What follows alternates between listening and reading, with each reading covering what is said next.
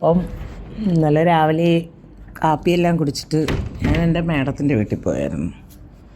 ഇവിടെയല്ല, ഞാൻ താമസിക്കുന്ന മൻസൂറിലല്ലേ. മേഡത്തിൻ്റെ വീടെന്ന് പറയണത് എവിടെ, മൈദറാണ്, മൈദർ. അപ്പം മൈദറിൽ പോയി ഉച്ചയ്ക്ക് അവിടെ നിന്നായിരുന്നു മേഡത്തിൻ്റെ കൂടെയും മേഡത്തിൻ്റെ മോളുടെ കൂടെ ഇരുന്ന് അവരെ ഗദ്ദാമേരെയും കൂടെ ഇരുന്നായിരുന്നു ഞങ്ങൾ ഫുഡ് കഴിച്ചത്. ഞാനും മേഡവും ഗദ്ദാമയും കൂടെ ഇരുന്ന് ഒന്നിച്ച് ഫുഡ് കഴിച്ച്.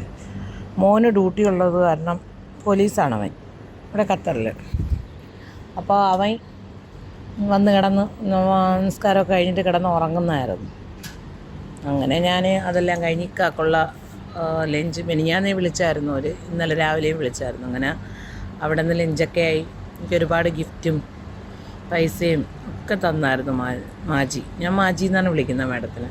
നല്ല സ്നേഹം എന്ന് പറഞ്ഞാൽ പോരാ, ഒരുപാട് സ്നേഹവും കെയറിങ്ങൊക്കെ ഉള്ള ഇതാണ്. ഇഷ്ടംപോലെ ഗിഫ്റ്റൊക്കെ തന്നു. 2 മണിയായപ്പോൾ അവർ എന്നെ വിളിച്ചു. ഞാനിവിടെ വന്നു, തിരിച്ചു വന്നു. ഊബർ ബുക്ക് ചെയ്തു വന്നു, ഞാൻ തിരിച്ചു വന്നു.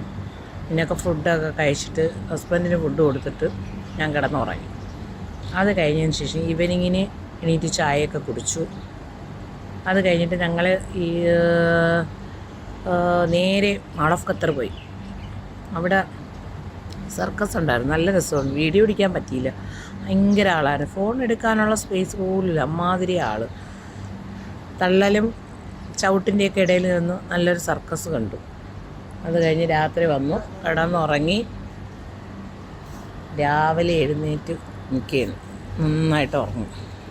2 ദിവസം ലീവായതുകൊണ്ട് ഉറങ്ങാനൊക്കെ പറ്റും. ഇങ്ങനെ ഇനി അടുത്ത ഇഡ്ഡലി സാമ്പാറൊക്കെ വെച്ച് കഴിച്ച് അടുത്ത കിച്ചൺ വർക്ക് സ്റ്റാർട്ടാകുമ്പോഴാണ്.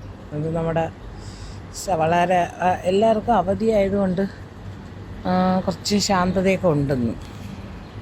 അല്ലെങ്കിൽ ഇന്ന് നല്ല ബഹളം അവിടെ.